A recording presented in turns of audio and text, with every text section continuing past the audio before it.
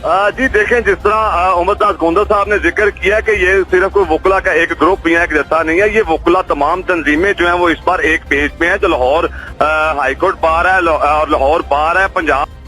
बार है, और जितने भी वकला तंजीमों के जो